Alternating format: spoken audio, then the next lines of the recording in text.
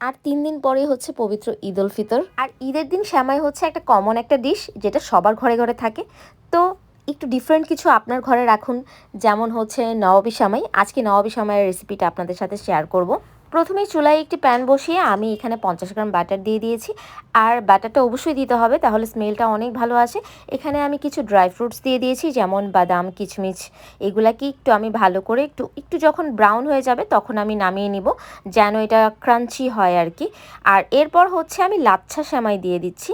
আর অবশ্যই লাচ্ছা সেমাইটাই ইউজ করতে হবে। লাচ্ছা সেমাইটা দিয়ে আমি এটাকে ভালো করে ভেজে নেব। আর এখানে যেটা দেখতে পাচ্ছেন, আমি হাফ কাপ হচ্ছে গুঁড়ো দুধ দিয়েছি, আর হাফ কাপ হচ্ছে আমি এখানে চিনি ইউজ করেছি। দিয়ে আমি এখানে একটু রেড ফুড কালার দিয়ে দিয়েছি। আর রেড ফুড কালারটা দিয়েছি এটা একটু যেন সুন্দর আসে কালারটা দেখতে। আর এটা একদমই অপশনাল, আপনি চাইলেই দিবেন, না চাইলে নাও দিতে পারেন। তারপর যে বাটিতে আমি সেমাই সেট করব সেই বাটিতে আমি মানে অর্ধেকটা সেমাই এটার মধ্যে বিছিয়ে দিয়ে দিয়েছি। এখন আমি ক্রিমটা বানাতে চলে এসেছি। এখানে আমি 1 লিটার দুধ নিয়েছি, তরল দুধ। আর আমি হাফ কাপ দিয়েছি গুঁড়ো দুধ। আর এটা যেটা দেখতে পাচ্ছেন, এটা হচ্ছে কাস্টার্ড পাউডার। এটা হচ্ছে 4 টেবিল চামচের মতো আমি ইউজ করেছি। আর এটা যেটা দেখতে পাচ্ছেন, এটা হচ্ছে ডানু ক্রিম। এটা আপনি সুপার শপে পেয়ে যাবেন। আমি ফুল কোটা এটার মধ্যে দিয়ে দিয়েছি। আর এখন যেটা দিচ্ছি, এটা হচ্ছে কনডেন্স মিল্ক। কনডেন্স মিল্ক দিব আমি হচ্ছে এখানে 3 টেবিল চামচের মতো। দিয়ে আমি এটাকে ভালো করে নেড়ে নিব।